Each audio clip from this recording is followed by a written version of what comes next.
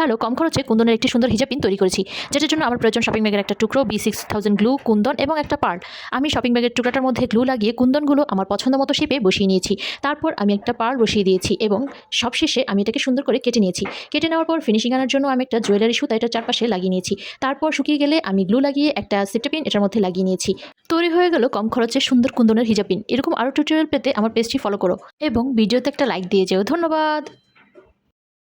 Hello, viral সেই চুড়িগুলো recreate করি চলো। সেটার জন্য আমি এখানে কিছু কাঁচের রেশমি চুড়ি নিয়েছি আর নিয়েছি গ্লিটার। তারপর আমি চুড়ির মধ্যে গ্লিটারটা সুন্দরভাবে লাগিয়ে নিচ্ছি যেভাবে ছিল। তারপর আমি এই চুড়িগুলোকে একটা সাইকেলের মধ্যে রেখে শুকিয়ে নিয়েছি। শুকিয়ে নেওয়ার পর দেখা হয়ে গেল না ভাইরাল সেই চুড়িগুলোর মতো। এরকম আরও ট্রিক্স পেতে আমার পেজটি ফলো করে সাথে।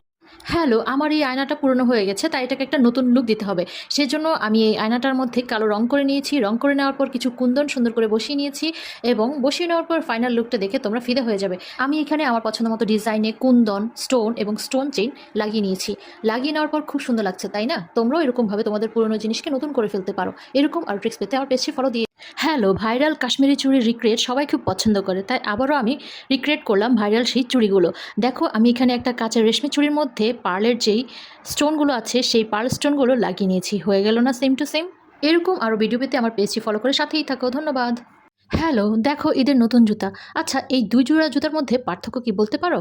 কোনো পার্থক্য নেই, শুধু পার্থক্য হচ্ছে ক্রিয়েটিভিটির। দেখো, এই জুতা জোড়া আমি আমার মেয়ের জন্য কিনেছিলাম মাত্র 150 টাকা দিয়ে।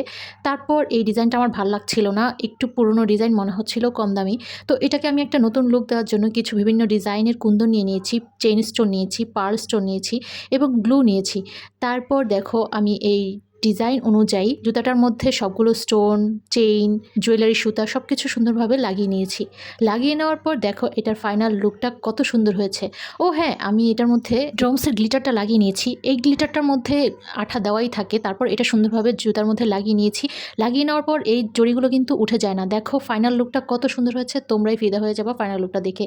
এরকম আরও বিভিন্ন ধরনের ট্রিক্স পেতে আমার পেজটি ফলো করে সাথেই থাকো। ভিডিওটি এতক্ষণ পর্যন্ত দেখার জন্য তোমাদেরকে অনেক ধন্যবাদ।